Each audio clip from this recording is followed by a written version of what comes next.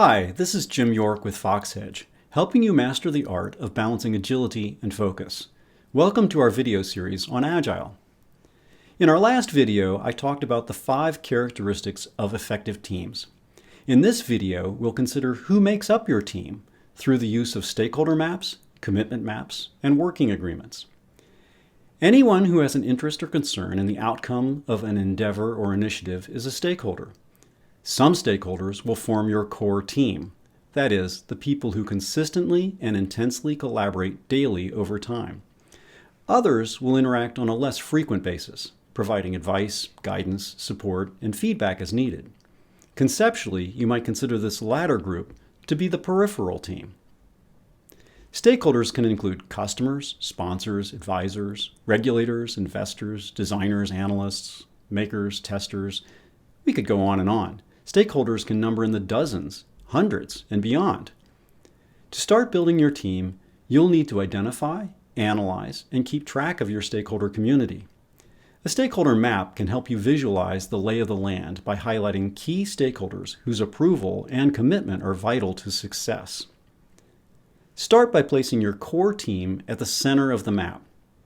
Adding team members' names to your map makes clear who is on the core team and who is not.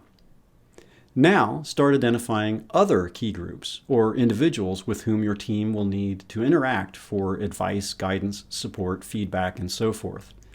Capture these groups and individuals on the map.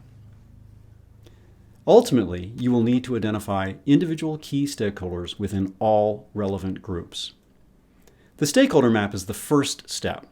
Next, build a commitment map showing the current level of commitment versus the needed level of commitment by key stakeholder. Commitment levels include against or no commitment, let it happen, help it happen, and make it happen. It probably goes without saying that all members of your core team should be at the make it happen commitment level. I generally mark the current level of commitment with an X and the needed level of commitment with an O. If an X is at a lower level of commitment than what is needed, there is a commitment gap that needs closing. Neglecting a commitment gap introduces risk to the team's success. If you are struggling with how to close a commitment gap, it's time to engage one of your other stakeholders, your advisor or coach, for help. For those key stakeholders whose commitment level is help it happen or make it happen, you will also need a working agreement clarifying your plan on how you will work together. Working agreements describe actions or operational guidelines. For example, how to communicate, including method such as email, text, IM, phone, or in person. Timing and frequency of communication, the type of information that needs to be exchanged, and the formality of communication artifacts. There's no need to capture behaviors that are already present and routine. A working agreement captures aspirational actions of how you plan to work together in the context of the initiative that are new and require clarity and reinforcement so as to become the default behavior.